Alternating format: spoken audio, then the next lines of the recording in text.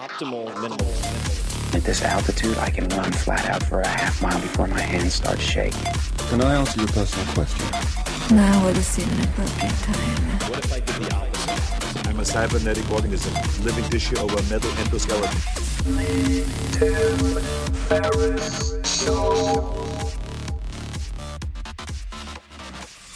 This episode is brought to you by AG1, the daily foundational nutritional supplement that supports whole body health. I do get asked a lot what I would take if I could only take one supplement. And the true answer is invariably AG1. It simply covers a ton of bases. I usually drink it in the mornings and frequently take their travel packs with me on the road. So what is AG1? AG1 is a science-driven formulation of vitamins, probiotics, and whole food sourced nutrients. In a single scoop, AG1 gives you support for the brain, gut, and immune system. So take ownership of your health and try AG1 today. You will get a free 1-year supply of vitamin D and 5 free AG1 travel packs with your first subscription purchase.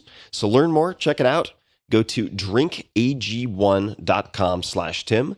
That's drinkag1, the number 1, drinkag1.com/Tim.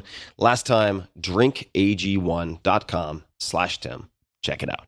Diggity, diggity, diggity. Hello, ladies and gentlemen. This is Tim Ferriss, and welcome to another episode of The Tim Ferriss Show, a.k.a. perhaps Tribe of Mentors. I have 2 podcasts, and this applies to both.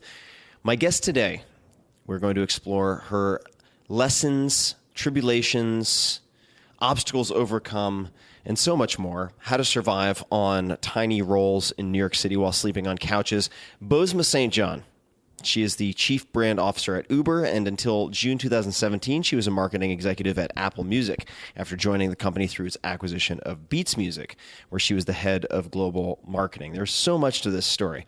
In 2016, Billboard named her Executive of the Year, and Fortune included her in their 40 Under 40 list. Fast Company has also included Bozoma on its list of the 100 most creative people. There's so many details that we can dig into. You can say hi to her, Bozoma St. John, Bozoma, on Twitter and Instagram, at badassboz, B-O-Z. And I think I'll just keep it at that. I took so many notes in this conversation. There's so many things that I am going to use, and I hope the same for you. So without further ado, please enjoy my wide-ranging conversation with Bozoma St. John. Boz, welcome to the show. Thank you so much. You are perhaps, in the last 6 months, the most requested podcast guest by all of my friends on the internet. And I'm so glad that we finally were able to find a time to jump on the phone and have a conversation. So thank you for making the time. Yes. Thank you for having me. I don't know if I should be scared about being, the most requested or flattered or nervous. I don't know how to react to that. I think flattered is fine. I don't know if I wouldn't say flattered is a necessity, but you certainly don't have to be scared. And plus, as far as I can tell, you don't really get very afraid of things, and we might come back to that. So I would say we should come back to that. Yeah, we'll definitely come back to that.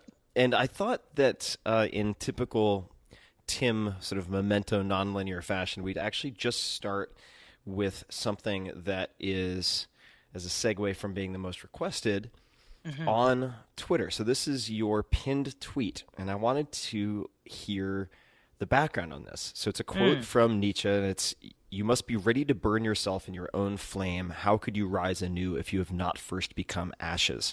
Why is that your pinned tweet, and what does it mean to you? I have always felt very much aligned to the phoenix, the thought of rising from ash, that things seem to always burn really, really bright, like in some sort of like destructive, fatalistic, extreme fashion for me.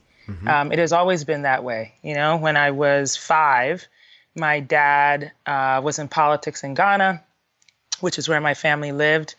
And there was a coup d'etat, which meant that the government was overthrown by the military. And my dad, along with all of his colleagues, were thrown into political detention. My mom had to escape with me, my 2 younger sisters, and she was pregnant with my youngest sister. and we had to, escape to Washington, D.C. for under political asylum. And, even starting from there, it has always felt like, crazy, dramatic things happen, and then I have to start over, but the starting over is always better than whatever I came from. And so I have never been afraid of the fire, let's call it. And so when I read that, and by the way, I only read that recently, I think it was like 2 years ago or something, it just so struck a chord with me. I just always want to see it, to remember it, because even though life has sort of patterned its way with me, I just wanted to be able to always remember. It's a great quote. And it seems like in some ways, and this is another thing we'll come back to, and I typically don't lose track of the stuff I say that I'll come back to. So we will get back to, but in some ways you had these life experiences which resemble the phoenix rising from the ashes, and now it seems in some capacity you're almost seeking out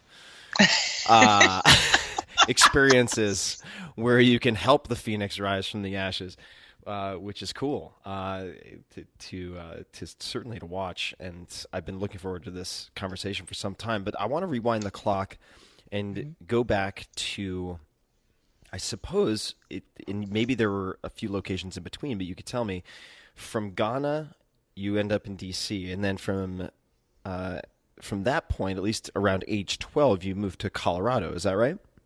Well, so I was born in Connecticut. My dad was getting his PhD, or 2 PhDs, in ethnomusicology and anthropology. He'd come from Ghana as a Fulbright scholar. And I was born 6 months before he received his degrees. So right after he received them, we went back to Ghana, which then, he got into politics, and we had to leave when I was 5. We were in the U.S. for about a year or so, before both my parents wanted to move back to Africa, but we couldn't go to Ghana. So we moved to Nairobi, Kenya, and we were in Nairobi, Kenya for about 2 years. And then, of course, because Ghana was calling him so much, my dad decided that we should move back to Ghana. We were there for another 2.5 years or so, before, realizing that things weren't really going to work out there. Politics wasn't working out for him there. And then he made the brilliant decision that we should move to Colorado Springs, Colorado, because what more diverse, place to move your 4 African daughters and your wife than there. Why Colorado? This is the, I've been so curious about this. Why was Colorado the decision? I know. I love Colorado. I think it's a cool state. Yeah, there's lots Colorado's to do. Amazing, by the way. But I'm so glad. But why Colorado? But why Colorado? There's a number of things. First, he really did like Colorado. I mean, he really loved, the open spaces and the mountains, and neither of my parents are afraid of cold, which I think is a stereotype about Africans or something, that you must not go someplace cold or something. But neither of them were afraid of it. But my dad also wanted to help out international students who were studying in the U.S. Because he had been one. And there was a company or organization out there called International Students Association, or International Students Association. Yeah, that's right. And they were charged with basically helping to support international students in the U.S. who were studying to get their graduate degrees. And they were based in Colorado. And so he was like, oh, yeah, that sounds like a good idea. Let's just go there. I'll do that. These girls will grow up in this, beautiful location. We'll be in America. They'll get a great education, and we'll just build our life here. I don't think he really was thinking about the whole diversity thing, though, when we moved there. So what were some of the main not takeaways? I mean, it sounds like taking a freshman seminar or something, but what did you gain from that experience of being in Colorado, or what did you learn about yourself or others? I mean, I have read accounts, for instance, of, I guess it was your mother refusing is too strong a word, but choosing not to make pizzas for Friday nights, I suppose it was, when people would come over, and instead would make traditional dishes. So, you were set in such a well, different environment, right? Compared Yeah. to what you had experienced. What were some of the takeaways and learnings from that? Yeah, it's so interesting because because I moved around so much as a kid, the moving to Colorado wasn't really that traumatic. I think that you would think about it and people, like sort of clutch their pearls and like, oh my God, you were this like dark-skinned African girl who moved to very white Colorado. That must have been awful, And the truth of the matter is that I had moved around a lot. I was a new kid all the time.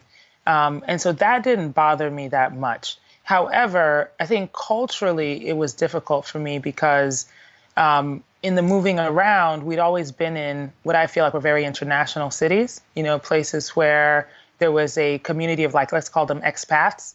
Right. And so the feeling was always very cosmopolitan, that people moved around, they had at least some idea of where you came from, and there was some appreciation for difference. And I didn't find that at first when I got to Colorado Springs, that there was not an appreciation of anything that was different from people who grew up in Colorado. And that was difficult, because I wanted to, fit in, obviously. I was 12. I wanted to make friends. I wanted to feel, quote unquote, normal. And, now, of course, I can look back at it and be very thankful that my mom, refuse is actually a good word because you haven't met my mother, but I'll tell you something. There are no choices. She's refusing, So she refused to buy pizza, she would say, listen, like you go to their house, they feed you their food. They come to our house, we feed them our food. Like it was just, there was no argument, but also was like, things like speaking our native tongue in the house, it was like she had no problem. Again, like, having my little teenage friends over and speaking to me in our native tongue, oftentimes addressing them in our native tongue, even though she speaks 3 languages, including English very well. What is your native tongue? Fanti. Fanti. It's a dialect in Ghana. Yeah. So anyway, it's just, she has been instrumental in my, sort of acceptance of even myself, that there was the things that I learned from that moment were that, it's okay, it really is okay to be different and be vastly different. And to celebrate those things, not to be ashamed of it, not to hide it, not to try and be something else because it's not the norm. And that's okay.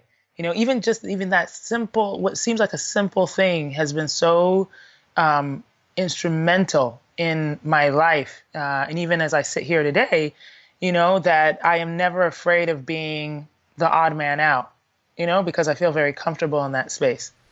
Well, I think when I think of you, one of the adjectives that jumps to mind is bold. And I'm curious, I'd love to dig into where that comes from.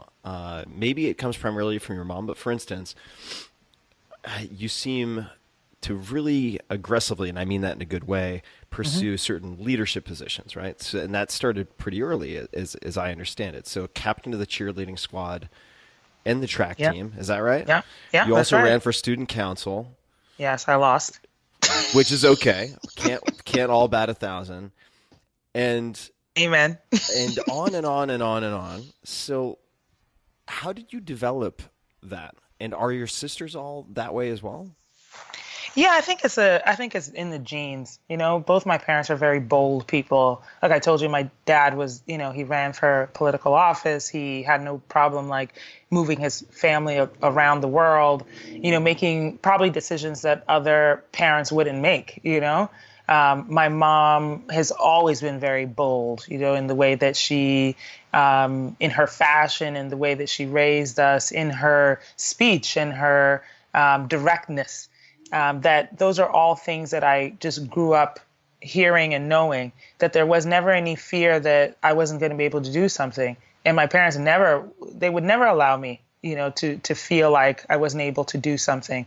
And so that fearlessness or boldness or going for the big thing has been taught, as well as it's my nature, because those are the kind of people I come from. So a couple of questions. What were your best events in track?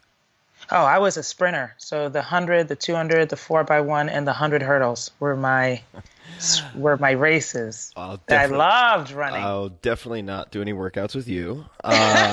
Number one, I'll tear all the hamstrings.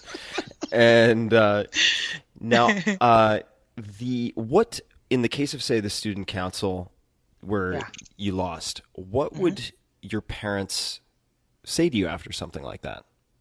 Or I'm just if you can recall, or even if I recall. Yeah, all right. So what would they say to you after something like that? It's the same thing that they say to me after anything that I consider a failure. First of all, again, both of them very direct in a. How do I describe it? It's like, they're like stereotypically African, like my dad is very harsh in the way that he speaks, like he's like, so for instance, when I lost, I came home, he's like, and obviously he'd been in politics, right? So he feels like, oh, you should win, run a campaign, you win. Yeah. And so I come home and he's like, how do you go? I'm going to do the accent because, yeah, sure. It helps, and how do you go? I was like, so I didn't get it. He's like, didn't get what? Not one position. You didn't get president. You didn't get vice president. You didn't get assemblyman. You didn't get councilman. You didn't get anything. Nothing at all. And I'm like, no, like no position at all. And he's like, you should do it next year. Build up your audience and do it next year. It was always that way. It was like, there was no time for tears. It was just like, okay, fine. Just do it next year. Right. It's like, I don't even know why, forward. like, this is not a question, this is a demand. It's not an option for you. I don't care if you don't think you want to do it again. You're going to do it next year. So did you do it next year? I sure did, and I lost again. And then what? Did he say the same thing? Yeah. Oh, he always, the funny thing is that, like, I literally had to graduate from high school before he stopped harassing me about running for student council. It's like I had to leave school. Like that was the only solution. And what he would have made me run until like there was no one left to vote. Like he made me do it again and again and again. Just outlive them all so you can vote for Yeah, yourself. exactly. Completely. What about your mom? Oh, my mom is definitely more nurturing. She's the one who's like, oh, well, maybe, we should figure out a new campaign, or maybe we should make something, like she's always very solution oriented as well, but in a softer way. Right. And so she was, she allowed me to sulk and feel sorry for myself, and then, give you the pep talk, to make you go back out, but also very solution oriented to say, okay, we're going to do this again. We're just going to try some new things. Yeah. Now, so this is an odd segue, but we're going to go there anyway. Is it true that you brought Jay-Z to campus at one point? Was it high school or college? Dude, it was college at Wesleyan University, Middletown, Connecticut. Yeah, I think it was like it had to be 1996 probably, or just around that time. Does that happen? Yeah.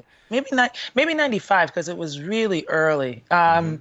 So I got to college. I was pre-med, and although I was good in the sciences and math, the things that really made me, live or excited, the things that were exciting to me were the arts, music and dance and art and and writing and that kind of thing. And so my outlets were to join all of the social clubs that would allow me to, express myself in that way. And so for me, one of those places was the committee for African American development, I think was what it was called, or the Black Student Alliance, I think in other places it's called. And one of the things we always did was, fundraisers, right? Because you needed the money to put on the show, to do. And I joined the committee for musical engagement at Wesleyan. I don't even know what that means. It's a sexy name. Exactly. It's very professional. And so we had a campus radio station. I didn't have a show, but I had all my, all the friends who were doing the radio stations and who had the radio programs, radio shows, and had the opportunity to bring other people, bring people as guests to campus. And one of those guys knew Jay-Z's people. And so we were throwing, like I think it had to be like the fall, the fall dance or something like that. And just talked to him about all the different options. And I remember that he had this like a collection of CDs. It was like God, what were they called back then? It was like you could order them for like 99 cents. Do you remember? Oh, I know what you're talking about. It was like I want to say the Random House Clearing something or other, but I'm not getting. No, Columbia House Records?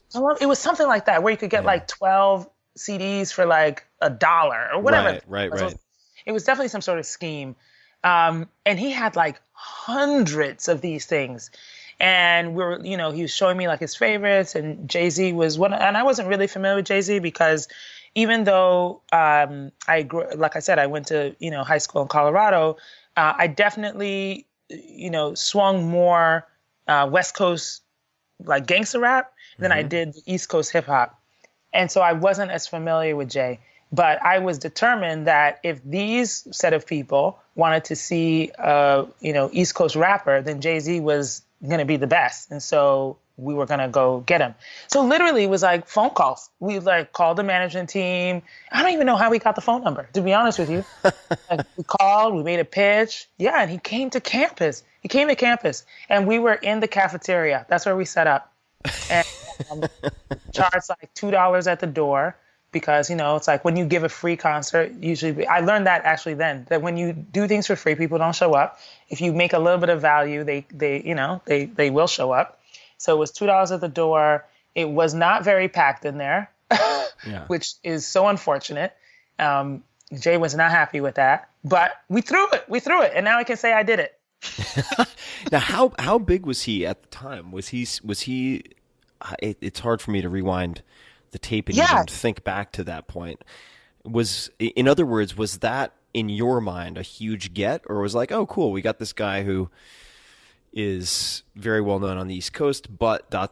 or was it as big a get as I'm envisioning in my head?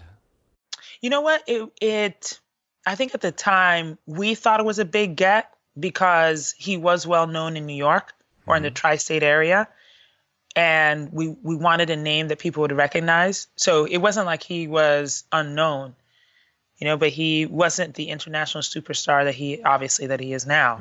And so to us, we were really excited. We knew who he was, and we were excited to have him. But Wesleyan is not a diverse college either. So, or wasn't then anyway. And so let's just call it the target audience was not big enough to fill the cafeteria that we had planned. Do you remember your pitch on the phone? Do you remember any of the wording or anything that you used? I know that's a long time ago, but I'm always curious. Yeah. Because I suspect, you are a writer. I view you as that. You're very good at wordsmithing, and it strikes me that people who get good at deal making usually start, or very often, not usually, because you can develop it later, but very often get a lot of practice in early, right? So, So if you have to give good phone, right, you sort of figure out certain approaches to it so that you don't get hung up on in the first 30 seconds. Well, let's here. I'll tell you what. I'll bring up another example of negotiation. Maybe we can edge into it that way. So, you mentioned East Coast, West Coast. So we'll just in passing mention. We don't have to spend a lot of time on this, but that you ended up teaching a class on Tupac. Oh, I believe, right? In all your spare time, even though you were pre-med and doing all these various things. What I'm really curious about is something that I read in the New York Times, and it says she got into medical school but lobbied her parents for a year-long sabbatical. Right? and then you said they agreed, which was their mistake. Now, I don't know your parents other than what I've read, but I'm like, okay, I'm just thinking in my mind what that conversation might have been like. So could you walk us through, A, why did you want to take a year-long sabbatical, and then B, how did you pitch it, or what was that like? Oh my gosh. Well, you know what's funny? I think the art of the pitch is always about enthusiasm. You know, it's like, it doesn't really matter what you say as long as you're really excited about what you're saying. That people often then will give you the benefit of the doubt. They really will. Right. You know, it's like they and along with the Jay-Z conversation, I don't remember exactly what I said, but I know I was enthusiastic about it. You know, and I made the outcome sound probably really good. I'm sure that there was some benefit. And the same thing with my parents. You know, my dad was very much so when I was a kid, I was really good in sciences and math. And, you know, coming from Colorado, there were not a lot of, you know, Black girls or young women who were science and math nerds who also were on the cheerleading team, you know, going to college. There weren't a lot of numbers of us. And so I found myself in probably the enviable position of having my choice of places to go and getting into programs that, you know, were looking obviously for diversity, but also somebody like me who just didn't appear to be the normal, stereotypical, probably pre-med student. And I don't think you're the normal, stereotypical anything. From what I can tell. You might be right. Yeah. You might be right. Oh my God, I've never thought of it that way. Oh my God, that makes me laugh. But my parents were so proud, you know, of the fact that I was going to be a doctor, because for them, you know, not only like politics and academics were really important, but, you know, becoming a doctor, an engineer, or a lawyer were the three professions that they felt would be acceptable, you know, for their daughters. And so becoming a doctor was what needed to happen, you know? And so, yeah, I graduated pre-med, but I knew in my heart that I knew I didn't want to do that forever or be a doctor forever. And I just didn't know how else to push that back until I could figure out what I actually wanted to do. Because it wasn't like, I was like, oh, I want to go be a dancer. You know, I feel like that would have been easier if I knew what I wanted to do. I just had no idea. Right. I was like, no, I like these arts, but I don't know what career that is. And so I have nothing to tell my parents that, like, I'm not going to be a doctor, but I'm going to do this instead. There was just nothing. And so the conversation was, I want to make sure that I'm going to go to school, be committed to it, and graduate in the amount of time that will be acceptable to you. I can't do that unless I've taken time to really figure this out. And that was really my pitch. Like, so the end result was, you know, or what I would, the picture I was painting was that I could go now and struggle, right? Because I'd be looking for other things to satisfy me. And I'd probably fail. Or I could take a year, get all of this wildness out of me. That worked. That worked. Yeah, go in a more balanced way. I'm just and kidding. Of course they chose of course they chose the previous one. They were like, yeah. Go, like, you know, or I'm sorry. Of course they chose the latter because of course they were like, go, yeah, go get all that out of your system and then go to school and be serious. Mm-hmm. And yeah, that was definitely a mistake for them. so they agree, and then you step into this sabbatical. Did you have plans for it already, or were you flying blind? Like, walk us through any of the milestones in that first year. I had no idea what I was doing. You know what's funny is, like, back to your question about we started about being scared. Mm-hmm. I was scared. You know, I was really scared. I didn't know what I was going to do. But the thing is that I knew I was really smart, and I knew I could, like, hustle. Mm-hmm. And so with those two things, armed with smarts and hustle, I had one friend who was living in New York, and I always wanted to live in New York. And she was getting her master's in film from Columbia. And so she had a graduate apartment with a roommate, but they had a couch.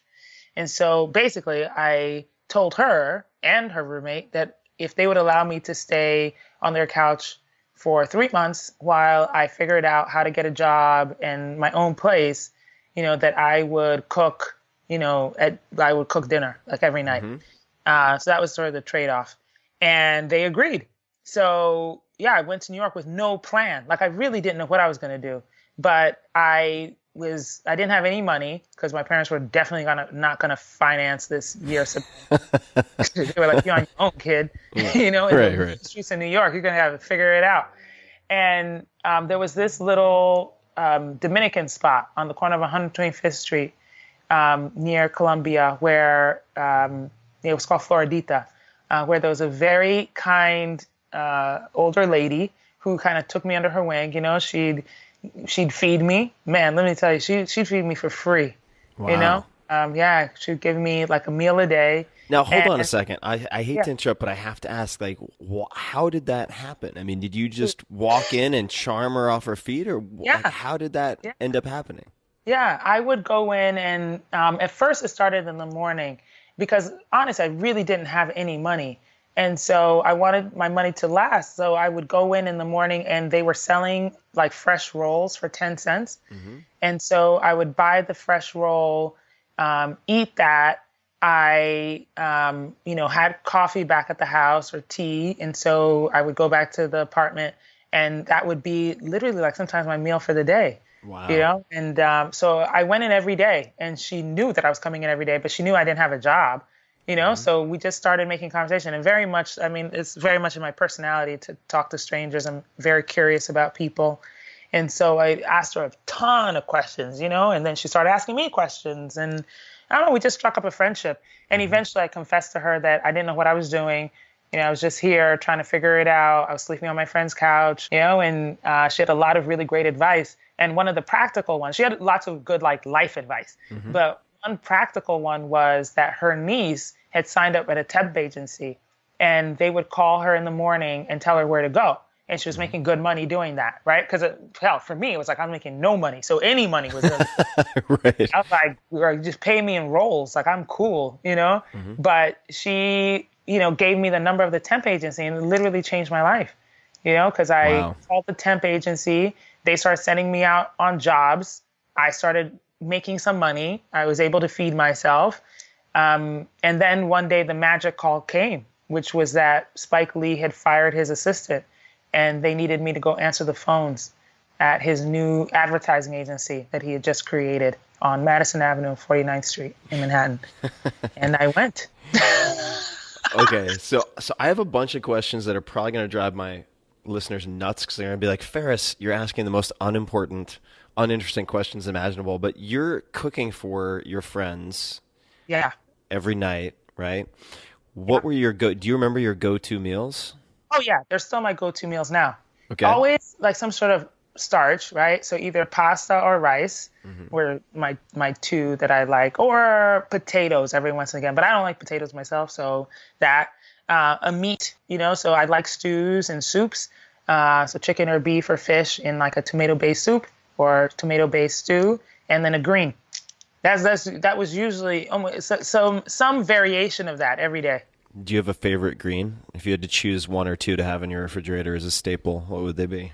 Oh, maybe I really like collard greens now. Oh, so good. Right? Collard greens are so good. They're hard to make, but once you know how to do it, they're so delicious. And collards can sit, for some time. So you don't make them every day, Yeah, they don't fall apart as much. One just since I have food on the brain, I haven't had much to eat today. I'll make a recommendation. If you get a light fish like a cod or tilapia, you can cook it in almond flour. So you just kind of coat it in almond flour, and then you can make tacos using the collard greens as the wraps. What? And they're just amazing. Anyway, and it all this is a very interesting recipe. Oh, it's fantastic. It's okay. Really, get some guacamole. It's killer. So now, okay, I want to talk about your fresh roll connection and the life advice she gave you. Do you recall any of the other advice that she gave you besides the very practical, tactical recommendation? Yeah.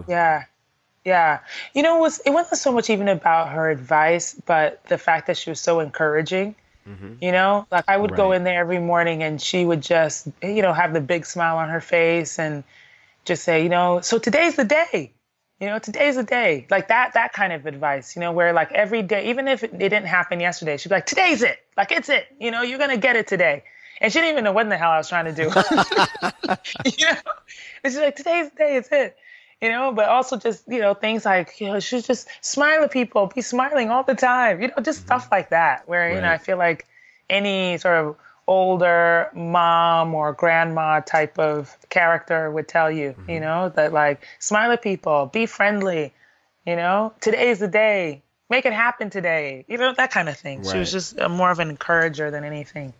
Well, I mean, without the right state and without the right optimism, it's hard to come up with a proper strategy or put any of it into action, right? So it's sort of a precursor to everything else. Yeah.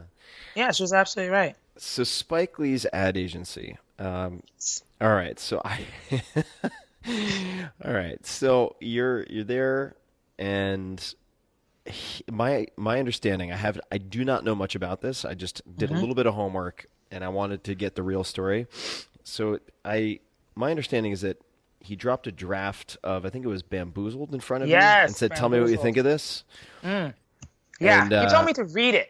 Okay, got it. He told you to read. Okay, this is even better. Got it. All right, so this makes it even more. Because I was the idiot. That's really important. Okay, so now tell us what happened after that. So I'm there answering phones. Now just as people hear this story, that difference is really, really important, right? Here, please read this. It's different. Really important. Exactly. Because I was answering phones. Let's remember, I was answering phones. I was doing nothing else but answering phones. Actually, that's a lie. I was getting coffee.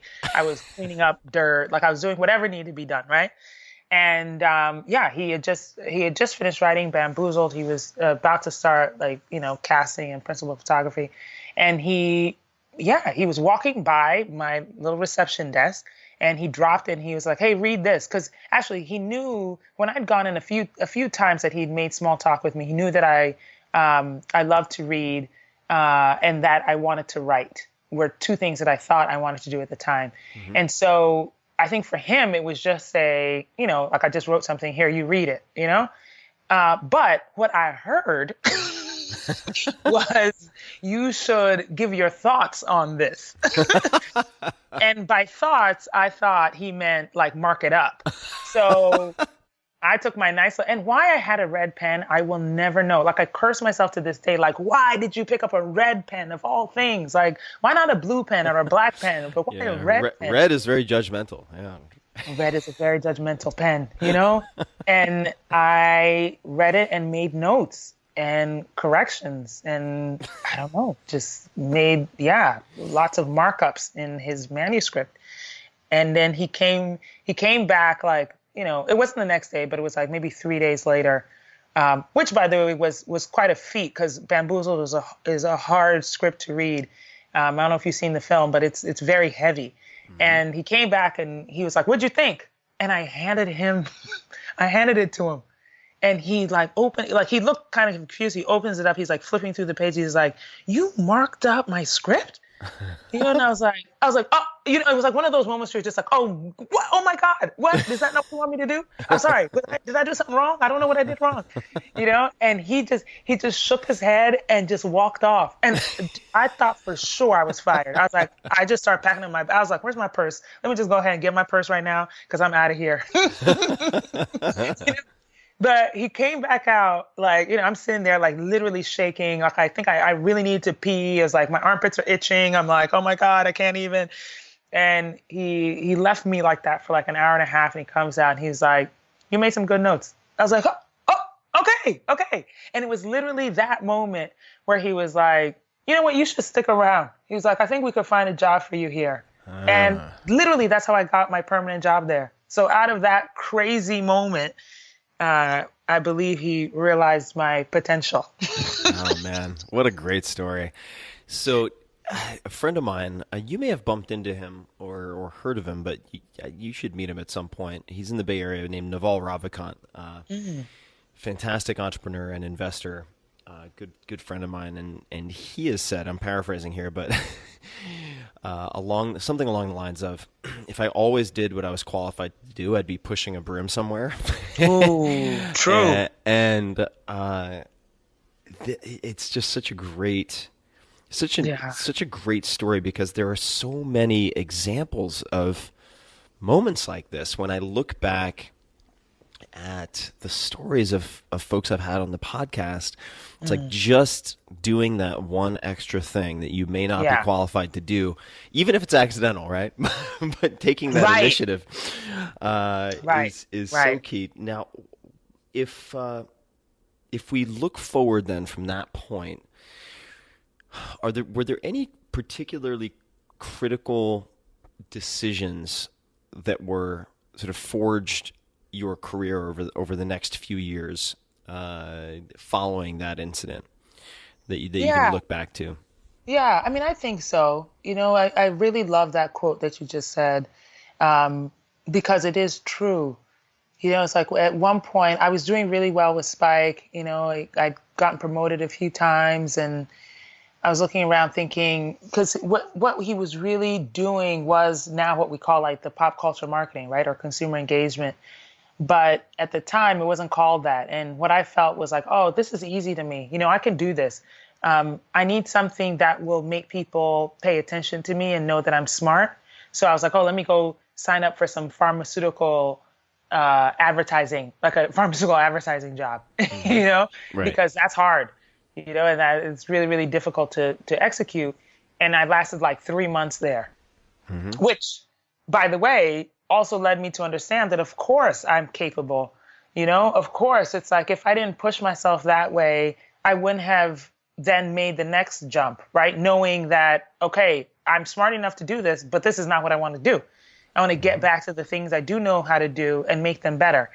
And to me, those are some of the more critical moments where it's like it feels like failure, but it's actually helping you turn around, helping you to put a finer point on what you actually know how to do or what you should be doing. And there's been, several times like that where I've felt like, maybe stretching with something that I wasn't quite sure I could reach that bar, but I was going to fake it anyway. Right. Until, it's like when I at one point, after I left Spike's agency, I went to Pepsi, and after a few years there, I quit and took a job at a fashion company called Ashley Stewart. If you don't mind me asking, why did you quit? I quit because, God, man, I'm telling you, like I quit for the most ridiculous reasons sometimes. I quit because I was a brand manager, and, there was a very specific way that Pepsi organized its marketing team, right? It was like you had a class, everybody was promoted, or not. You had, just a particular set of responsibilities. You couldn't really stretch outside of those. And it just wasn't, I was just like, oh my God, if I stay here, I'm just going to be some, like middle management person with nothing, no excitement. I just didn't feel like that was a thing for me. And not that there's anything wrong with that, it just wasn't for me. I wanted to do more. And also, I had already begun to what I would call experiment with my look. That I really didn't want to look like my colleagues. And I knew that I didn't have to. And so I'd already started to experiment, and people would make comments all the time, like about whatever I was wearing, literally every day. I felt like I was like walking a runway every day. Because I would walk into the office and be like, ooh, what you got on today, Yeah. And so people would say things like, well, I don't even know why you work here. Like, you should work in a fashion company. And mind you, I had no idea about the business of fashion at all. Zero idea. But I knew I had, obviously, the gold standard in marketing at the time, which was this Pepsi, pedigree in marketing. And the small company, as I mentioned, Ashley Stewart, which was based in Secaucus, New Jersey, was looking for the head of marketing because they were trying to turn around the brand. I'd also just had my daughter, and the brand was really targeted towards plus size women of color, fashion was print, like zebra print and gold and like lame and things like that. It wasn't the competitor who was like, tan clothes and black and grays.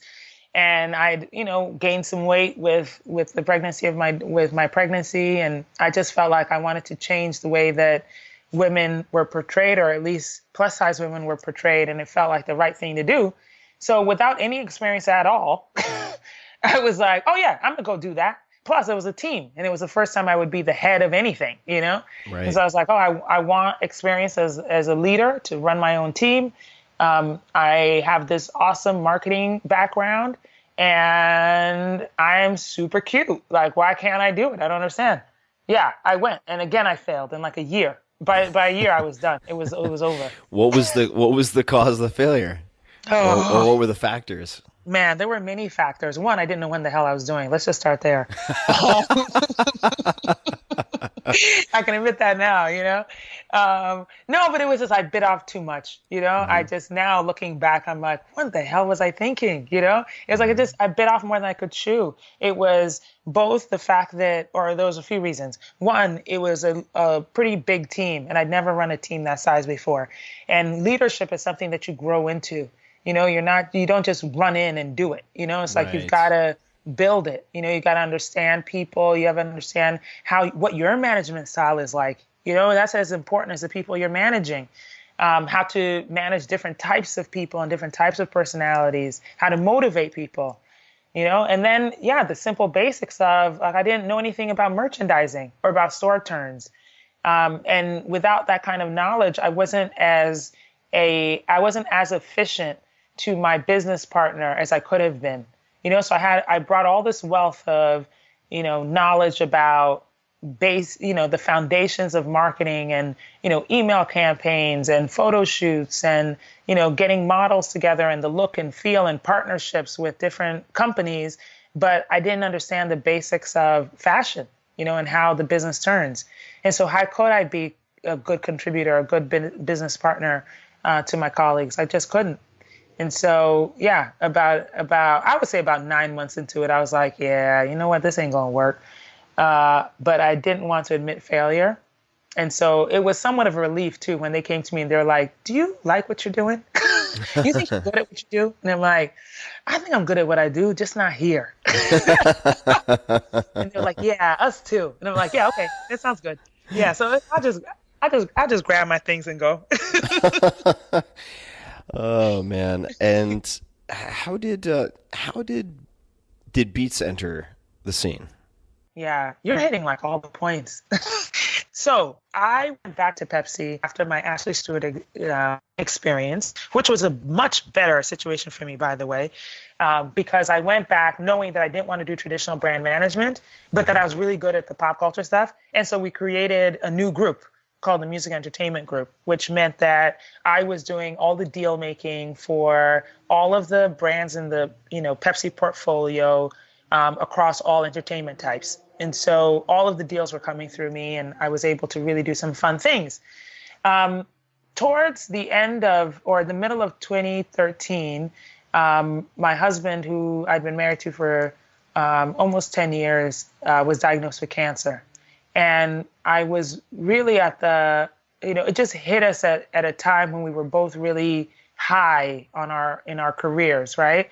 Because I'd really found my stride in what I felt like corporate America, but in marketing with this, you know, music and entertainment marketing team. We had just come off like this big, you know, show for the Super Bowl with Beyonce. I was feeling myself. I was like, I am just the best. Like nothing can take me down, you know? Mm-hmm. And my husband, Peter, was also doing really well. He was in advertising as well. He was a producer. And we were both doing really well. Our daughter was 4. We had our little family. And when he was diagnosed, it was just such a blow to us. Unfortunately, neither of us are, strangers to cancer. Both of our mothers are cancer survivors, breast cancer survivors, and they both, received treatment and radiation, chemo, and all of that, surgery. And so, like, our first questions were, what happens? Like, what's the plan? What do we do? And there was no plan because he had a very rare cancer. And for him, he just wanted to be able to live his life, as passionately as he could for whatever amount of time that he had left. And we found out really quickly that he really didn't have a lot of time. And so 6 months after he was diagnosed, he passed away. And that was in December. We just actually celebrated 4 years that he's been gone. And I was so lost, in that I wasn't quite sure what to do. We had been living this very fast life. He was so much alive, for me, and that in those last months, we were trying to do everything that we could to fit, the rest of our lives into those few weeks. And one of the things he made me promise, along with he was also a very funny guy.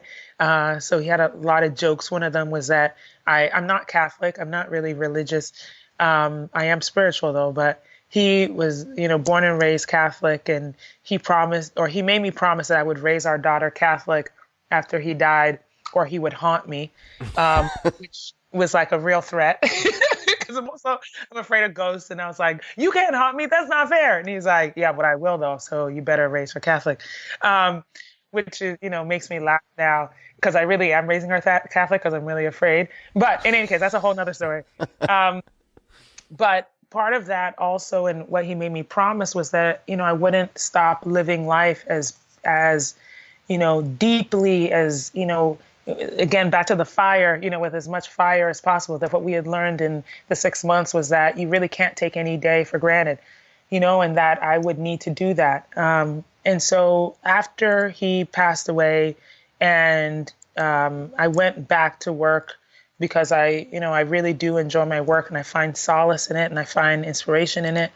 But I went back to Pepsi, and I just knew that I needed to find something different to do, or something that would like pull me into the future, if that makes any sense at all. Yeah, it makes perfect sense. And also, by divine intervention, I met Jimmy Iovine around the same time. And Jimmy had just launched Beats Music. So he already had Beats Electronics, headphones and speakers, etc. That was already a booming business. And so, but he had launched Beats Music, which was the first streaming platform for music under him. And he was looking for a head of marketing. And the funny thing is, of course, like here I was like, okay, I know big brand marketing. I get it, right? All of the foundational stuff. I also understand the music entertainment space because I've been doing it. Plus, I needed emotionally something to look forward to. I needed to build the future, and I needed something again back to like taking risks and quitting jobs, maybe sometimes for stupid reasons. I was like, I need to take another risk. I need another one. I need something to make me feel alive. And so I told him I would move across the country with my 4-year-old daughter. This was 3 months after my husband had passed away, and I said, okay, I will leave New York. I'm going to quit my job, leave New York, and I'm moving to LA to help you build this thing. And I also took it as a sign that Beats Music was born on my birthday. So I was like, hell, this makes all the sense in the world. Yes, I'm coming. Yeah. So I moved to LA. And yeah. So there's so many different things I'd love to ask you about a few of the stories that you just told. Before I do that, anyone listening who has not seen the Defiant Ones, which is a mini-series, incredibly well done, about Dr. Dre and Jimmy and the entire story of Beats, and certainly both of their lives. I highly, highly recommend checking it out. I had a number of questions, and I thought we could start with, just to rewind the clock, this is certainly tying into your late husband, but in Tribe of Mentors, thank you for being part of the book, by the way. Yes. Such an honor. I asked you about books that have had a large impact on your life, and you mentioned Toni Morrison's Song of Solomon. So I was wondering if you could just explain for people why that has had an impact on your life and what it's meant to you. Yeah. Oh, man. Okay, so Toni Morrison is one of my favorite authors. I've been reading her since I was in high school. And she's a really hard author. She doesn't take it easy on her readers. I think, it's like sometimes, you write for the lowest common denominator, right? But she doesn't. She's like, you're going to meet me at my level.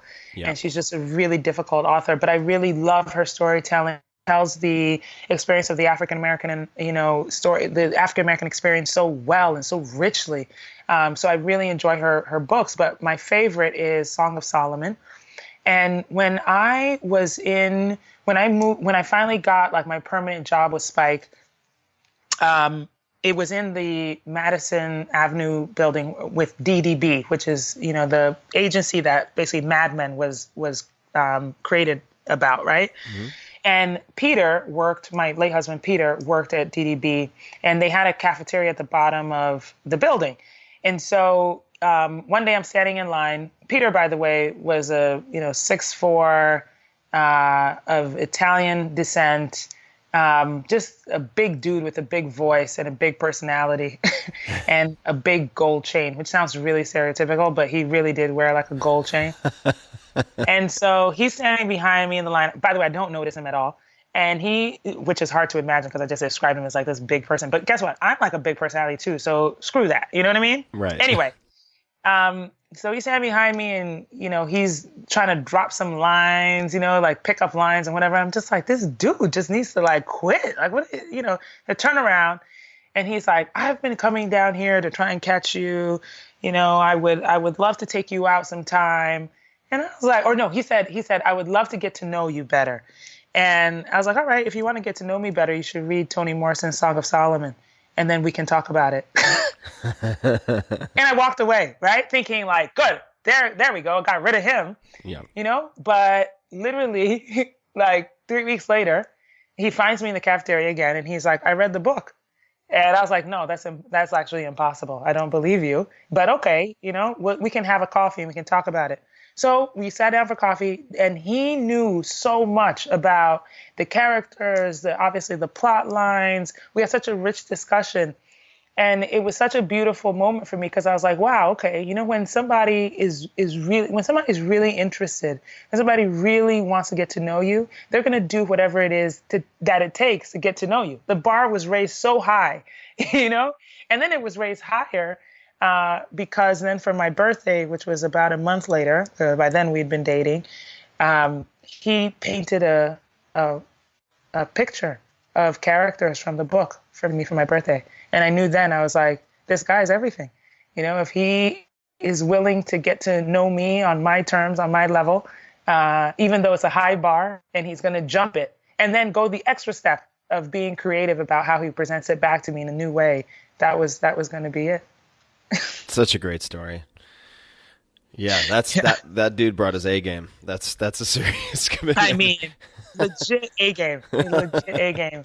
I have the painting hanging in my daughter's room now, and the book that I gave him still sits on my bedside.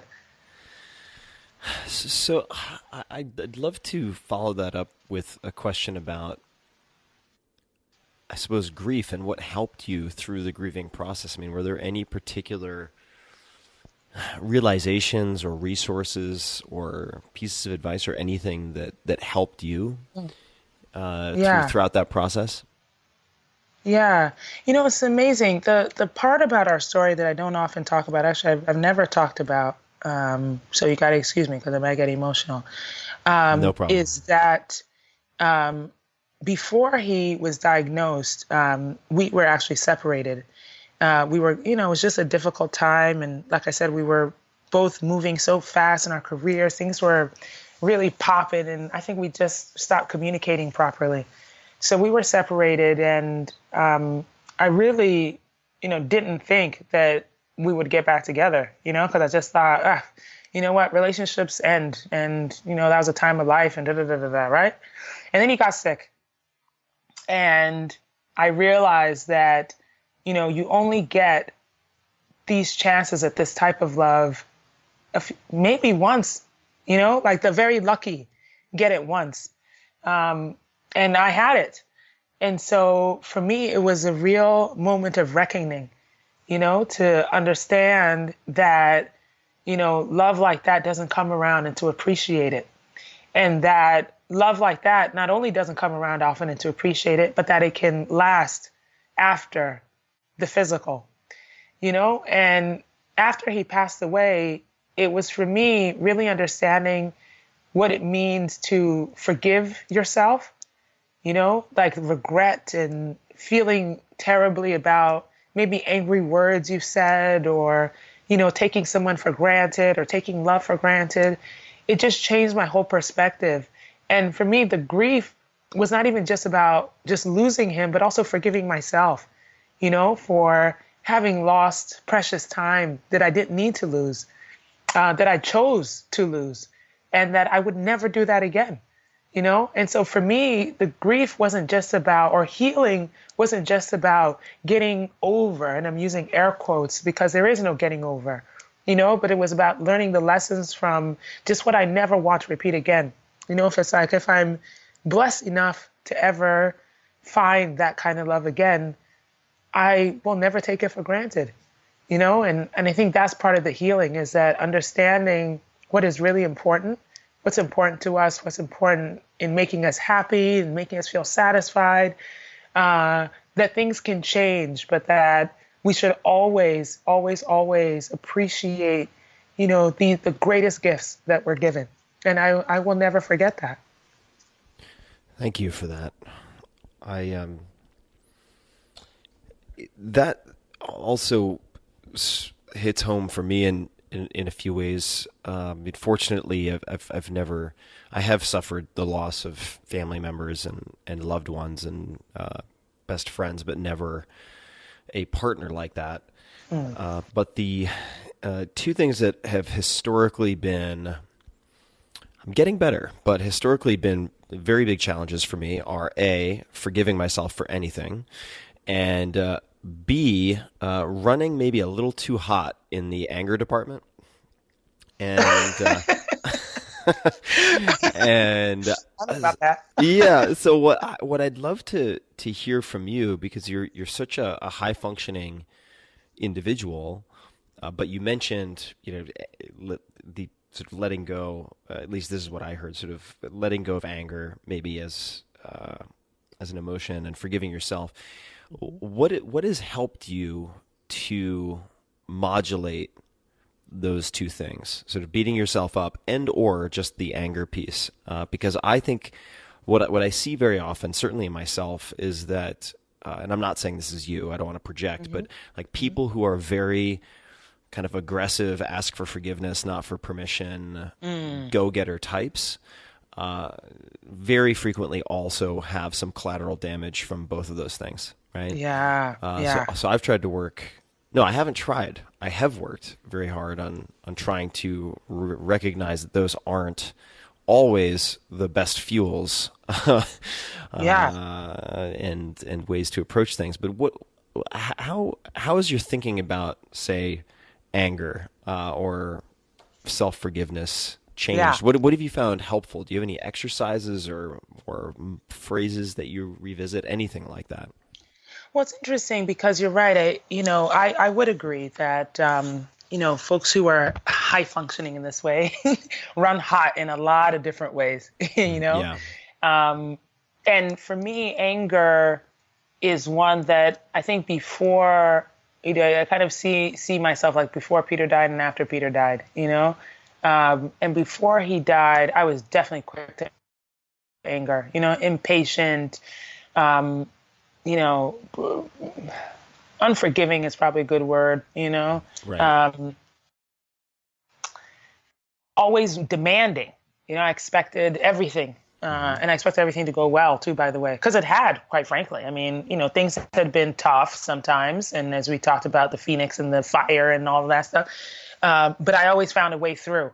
And so and maybe arrogant is a good word too, Sure. all of those words to describe the way that I was. And then something totally uncontrollable, an event so catastrophic and traumatic that was outside of my control happened. And all of a sudden, it just knocked me down a peg or two, maybe 3 or 4. And coming back from that has been all of this learning, about not running so hot all the time, because really it's useless. Yeah, You could still get a lot of things done without having to leave so much chaos in your wake. for sure. That, there's an opportunity. I'm not saying you never get angry. I still get angry. Things happen. I'm still impatient. I want things to happen like today all the time.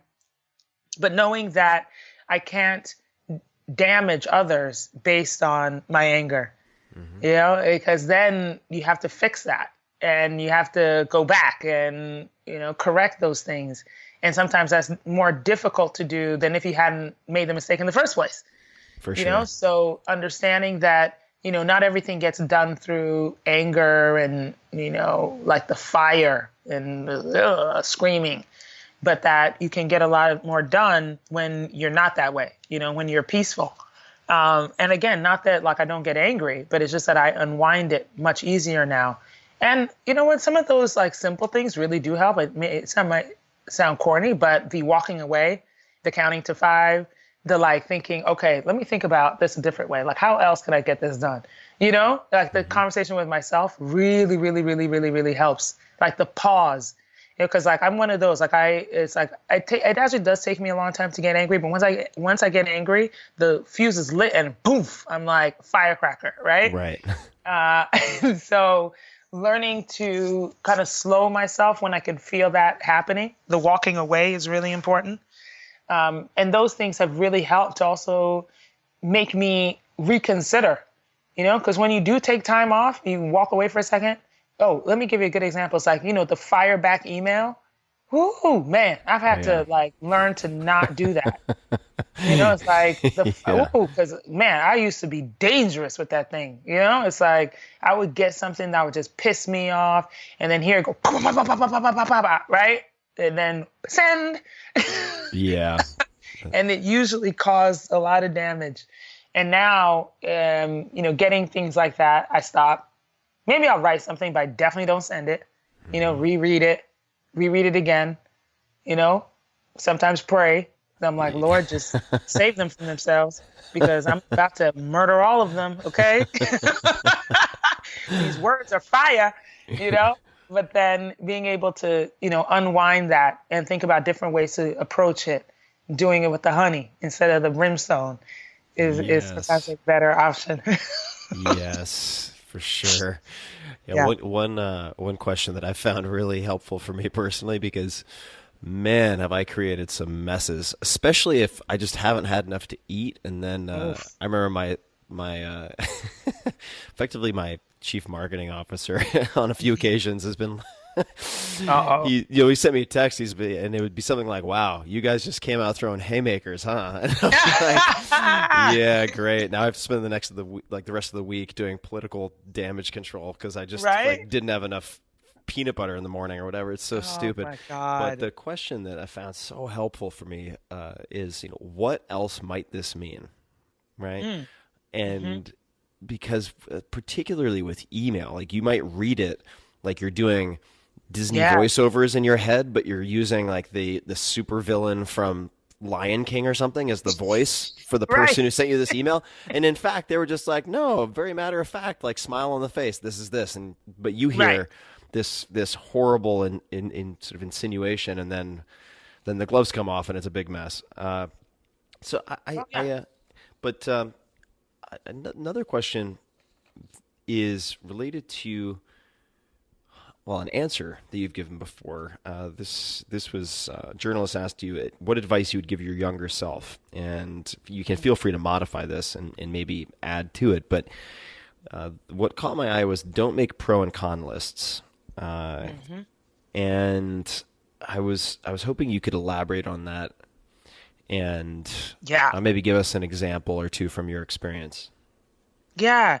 Well, okay, so that has more to do with my feeling, and it's very personal, to me. It doesn't work for everybody, but what I have found in my experience is that when I make pro and con lists, it's usually because I'm trying to talk myself out of a good idea or talk myself into a really bad one. That like that my spirit knew, that my spirit knew what to do, but my head was like, girl, you better make sure that's right. Right. And that internal dialogue, because, I'm thinking, well, you know what, academically and logically, let's think through this, but my spirit always knew what to do.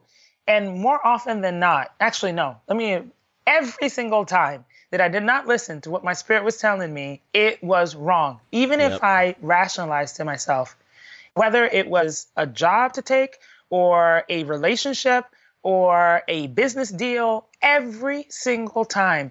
And I think the other thing is that for me, learning to trust that, and call whatever you want, spirit, gut, inner voice, there are lots of words for it.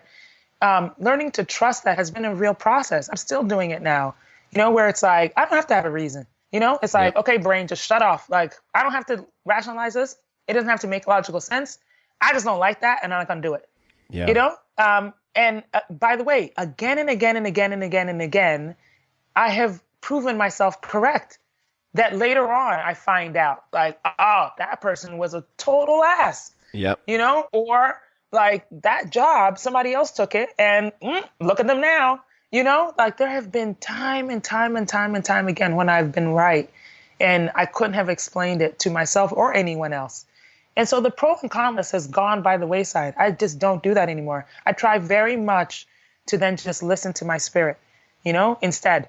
So it's like if ever the time that it's like, oh, I'm going to go into a quiet, because when you write the pro and con list, right, you go into a quiet space, you think about the issue, maybe you write it down, then you start writing your list. For me, instead of doing all of that, I really do go and, get into my quiet space and then just concentrate. Yeah. What do I want to do? What does this feel like? Am I happy about this? Yeah. Does it bring me joy? Like those type of questions. Usually I can answer those. Yeah, this is so important. I really like the wording you used also, which I'm sure I'm going to mangle right off the bat. But what you said about whenever you use a pro and con list, you're either talking your way out of a good idea or into a bad idea. It's so true. I mean, I remember this was a long time ago, more than 10 years ago, but I was dating this girl. We dated for about 2 years, and I was agonizing over this pro and con list for a potential deal and looking at the deal structure and the partnership and this project that I really wanted to do or thought I wanted to do. And this just went on for weeks, right? Negotiating over every little deal point and so on. And eventually, she was not involved in any negotiations or deal structuring like this, but nonetheless, at dinner one night, she goes, "Do you trust this guy or not?" And I was like, no. Right. And she's like, "Well, then don't do the deal." And I was like, "Good advice." Right. And and again, I to reiterate, this is not necessarily representative of everyone in the world, certainly, and there are times when you have to use data to make good decisions. But whenever I have had that little spider sense tingling or that little gut warning and I've ignored it 100% of the time, and just like you caught yourself, I'm inclined to hedge it and say, no, like many times, no, 100% of the time it has ended up being correct, and it would have saved me from a lot of pain. And that's right. What I've noticed for myself too is that it's taken a lot of practice to start to listen to that. And furthermore, I've had for decades the habit, which is not constructive, of over-caffeinating and using a lot of caffeine. And what I found is that is like hitting mute on, for me, my ability to listen to that intuition or that gut feel, which is really based on thousands or millions of years of evolution. Like your body is trying to tell you something, right? And but if I over caffeinate it, there's too much noise and the signal doesn't get through. That is so interesting. I'd love to talk to you about career advice and to hear about maybe best advice or worst advice that you've received from whether it's mentors or colleagues. And we can kick it off with one that I read about, which maybe you can fact check or clarify, but a well-intentioned female executive told you to never wear red lipstick or red nail polish. Is that accurate? Or am I getting that from someone else? No, that is 100% accurate. All right, what was the rationale there, and why did it end up not being good advice? You know what's interesting is that I feel like we can put this in the category of when people have good intentions. Like you were talking about reading it in the Disney character voice, Whereas like she was reading it, or she was saying it in a very nice way, I'm sure. She was doing it to help me, but it was really came across sinister. And for me, I really did listen to it. I accepted it. I tried to implement that. The reason why I say it's the worst advice I ever received was that it was damaging to me, one, because she was totally wrong. That's the first thing. But also that there was this psychological sort of reaction to that, right? Which meant that red to me is one of my favorite colors. I do wear red lipstick, red nail polish, and it does make me feel bold. Back to that word again. And I think sometimes I use it as armor. And what that did was that stripped me of my armor. It stripped me of this idea that like I could be bold. It made me wonder whether or not I could show up as myself all the time. That perhaps I was too bold and I was too loud and I was too this and I was too that. And that's the damage that it did. And so for me, when I look back, it's not about lipstick or nail polish really, but it was about trying to quiet this boldness and making me wonder whether or not I could appear as myself in any space, in any corporate space, and be accepted. Right.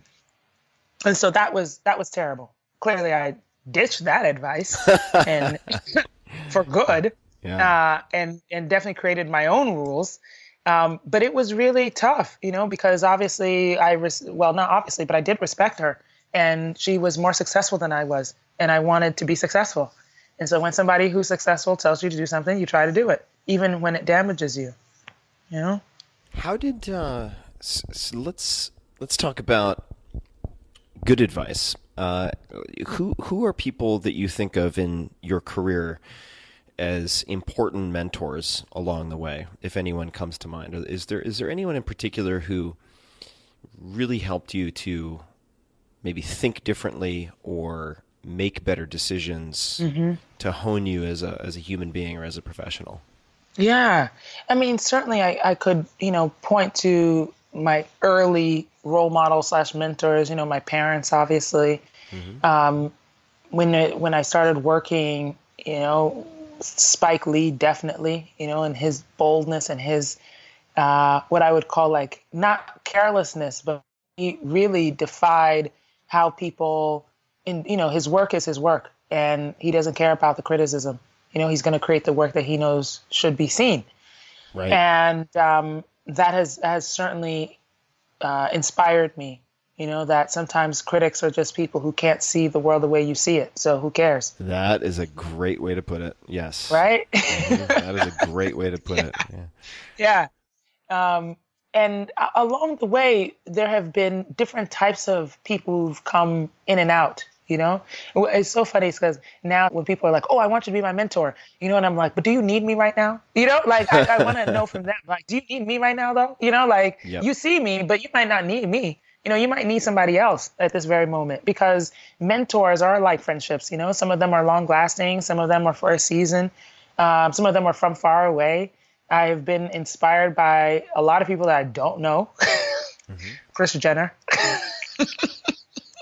Oprah, even though I've begun to know her recently, which is awesome.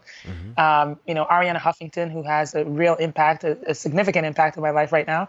But there have been lots of people along the way that I have felt, drawn to, because I want to not emulate them, but live more boldly or make different decisions based on things I've seen that they've been able to do. Yeah. What do you see in, just to take the last example, Ariana, or what have you observed that is, or heard that has impressed you? Because gosh. she's a fascinating woman.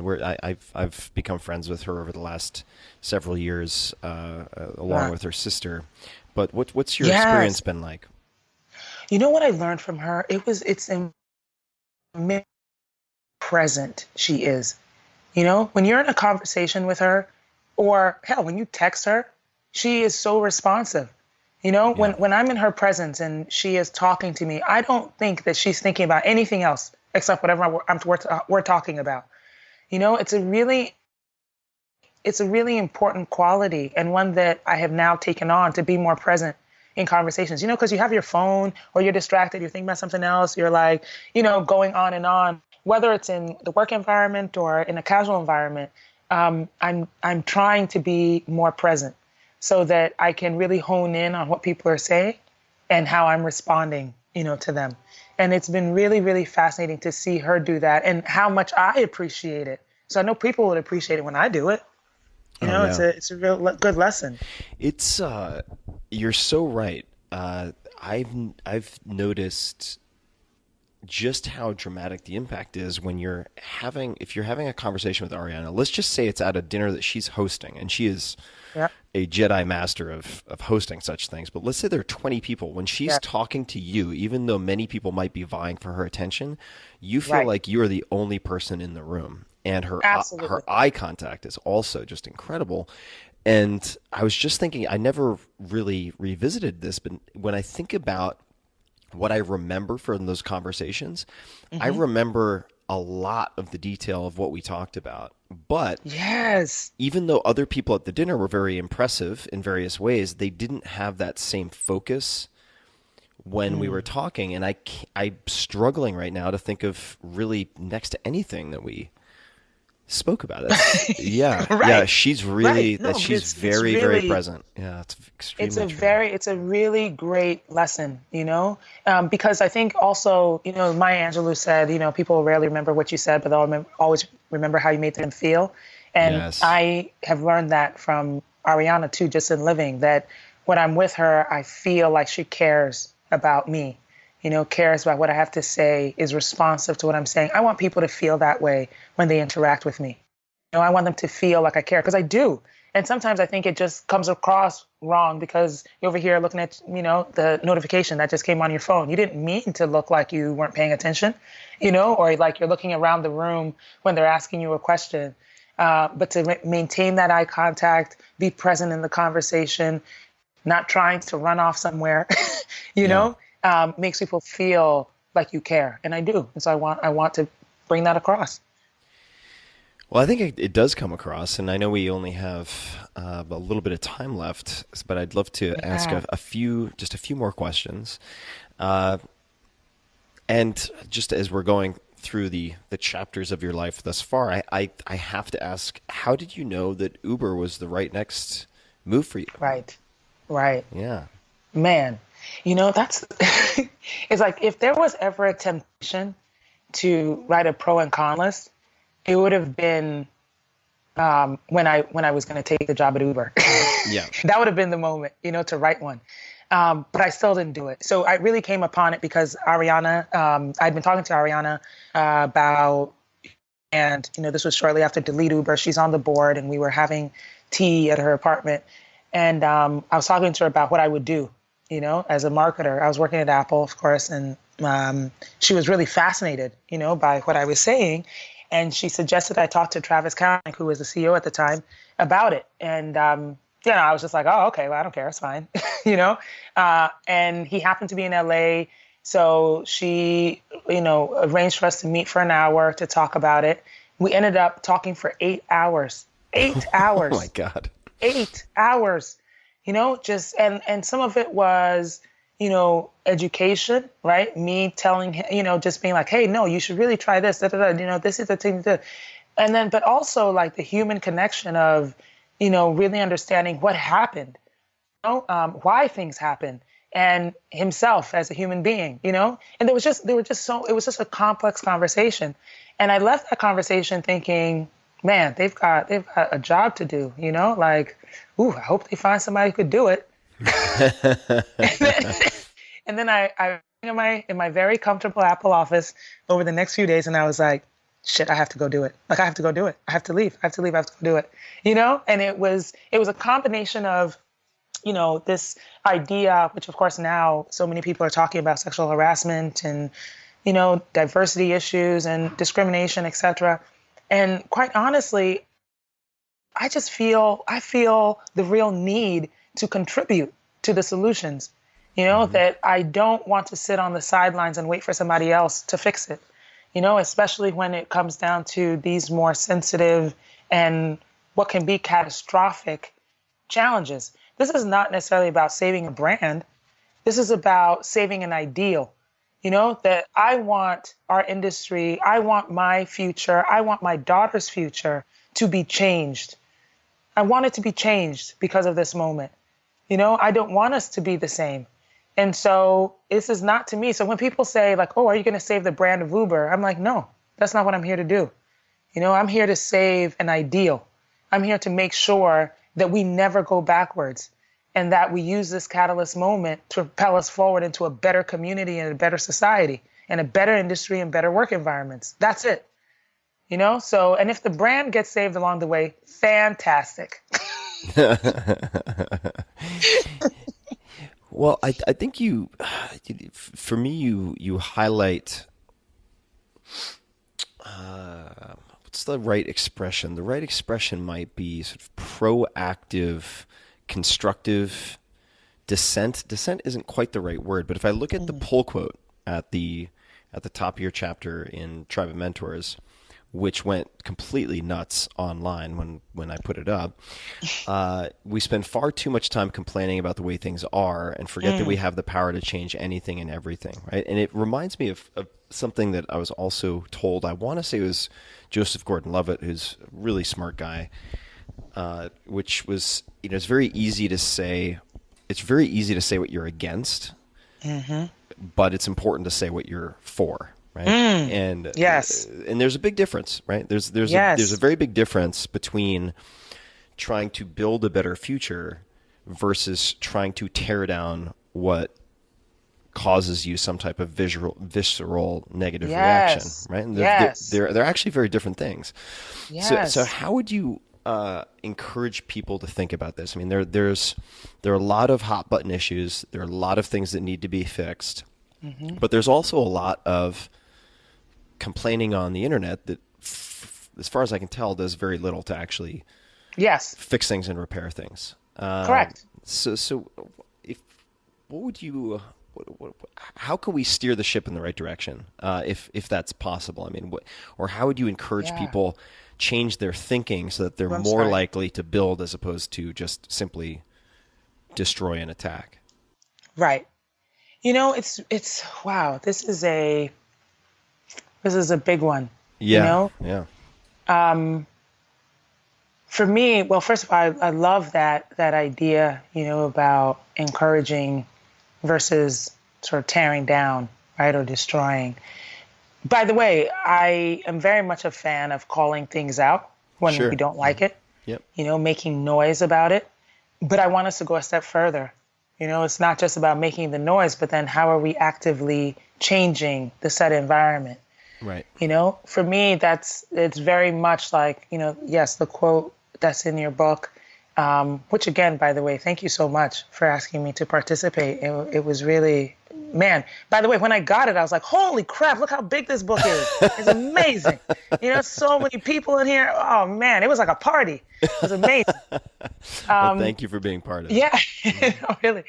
But I really am enamored by the idea that we really can change anything at all, and that each of us are responsible for the change.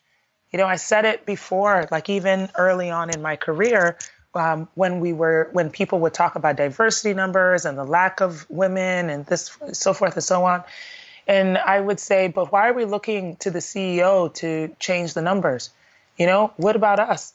Like, if you're not in a position to hire, it's like, well, can I recommend, someone in a job that I see open, right? When I am in a position to hire, can I hire from a diverse pool of candidates? When I do have a seat at the table, can I implement procedures and processes to change the dynamics of how our corporation or our organization looks? That we must do that. We have the power to do that. And that just sitting back and complaining about things it doesn't help anything. And on the other side of it, I really do think there's a lack of encouragement in general these days. Yeah, I agree.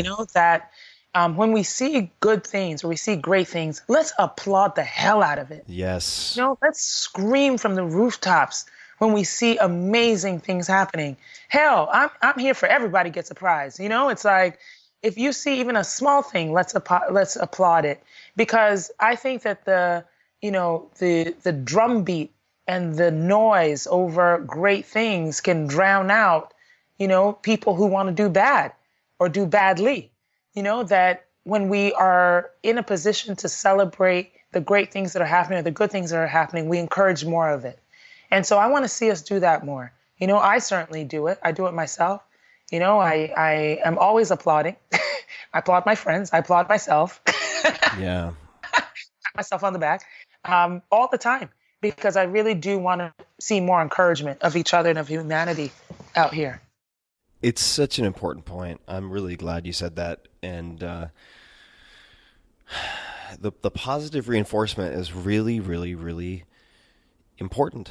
If you want to change one person's behavior, or if you want to help catalyze a cultural shift, you can't just be smashing the dog on the head with a newspaper for everything. Like there has to be some element of shaping the behavior you want with positive encouragement. It's just like based, if you look at science, you look at evolution, you look at any sort of observable phenomenon that is a necessary ingredient. You can't just get it done by whacking someone on the head, because then they'll develop some type of learned hopelessness or opt out, right? Which you see quite a bit, unfortunately, right now, is a lot of people opting out of these conversations completely. And but if in addition to, or instead of just getting upset, you also get motivated, right? And sort of decide what you're for, not just what you're against. I mean, I do think, like you said, you can change a lot more than you would expect. And for instance, we mentioned Ariana Huffington before. One of her favorite books is Meditations by Marcus Aurelius. And so she and I have talked about this, because you can not only change external circumstances, right? But even if you change external circumstances in some respect, you'll never be totally in control of everyone else's responses. But you can cultivate the ability in yourself to become more emotionally resilient, let's say a little less hair trigger. And that helps you to be a more effective agent for change. Well, I want to let you get to your evening. This is so much fun for me. Is there any ask, just with all the people listening, do you have any final words, suggestions, or an ask for the audience? Whew. Man, that's a big one. Thank you so much for having me, by the way. This is so amazing.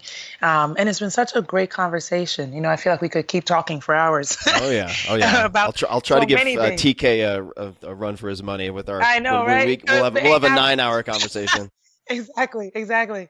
Well, you know what? I as our great poet TLC would say, I ain't too proud to beg. You know, I'm not too proud to beg for support. You know, this is, I am constantly in need of support. You know, I think sometimes we see people achieving and we think they have it all figured out. I have a lot of things figured out, but I do appreciate support. You know, I am inspired by people. I love to hear about the great things that people are doing, but I also like to be encouraged myself. And so if you see me in the world or you see me on social media, I would appreciate a word of encouragement. And that's what I ask. Hear, hear. Well, like your moral support with the rolls in the mornings way back in the day. Today is the day. Today is the day. Today is the day. And people can find you on Twitter, Instagram at Badass Boz. That's B-O-Z. And certainly can, with encouragement and great interest, watch how you continue to build as the Chief Brand Officer over at Uber. And is there anywhere else that people can say hello or should learn more about what you're up to? Yeah, I'm pretty open on social media, so you'll find me there. Engage. Yes, being an executive, being a mommy, being a daughter, being a friend, all of the things. Well, I really appreciate you taking the time. This was so much fun for me, and I'm sure that my listeners will no doubt seek you out online. And if there's anything I can do to help, please do let me know. But thank you so much for carving out a little bit of your very valuable time to have a conversation. I sincerely appreciate you.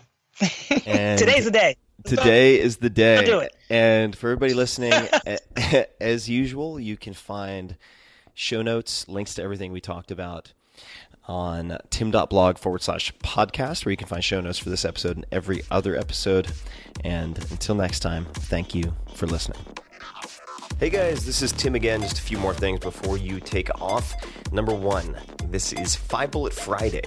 Do you want to get a short email from me? Would you enjoy getting a short email from me every Friday that provides a little morsel of fun before the weekend? And 5 Bullet Friday is a very short email where I share the coolest things I've found or that I've been pondering over the week. That could include favorite new albums that I've discovered. It could include gizmos and gadgets and all sorts of weird shit that I've somehow dug up in the world of the esoteric as I do. It could include favorite articles that I've read and that I've shared with my close friends, for instance. And it's very short. It's just a little tiny bite of goodness before you head off for the weekend. So if you want to receive that, check it out. Just go to 4hourworkweek.com. That's 4hourworkweek.com, all spelled out, and just drop in your email, and you will get the very next one. And if you sign up, I hope you enjoy it.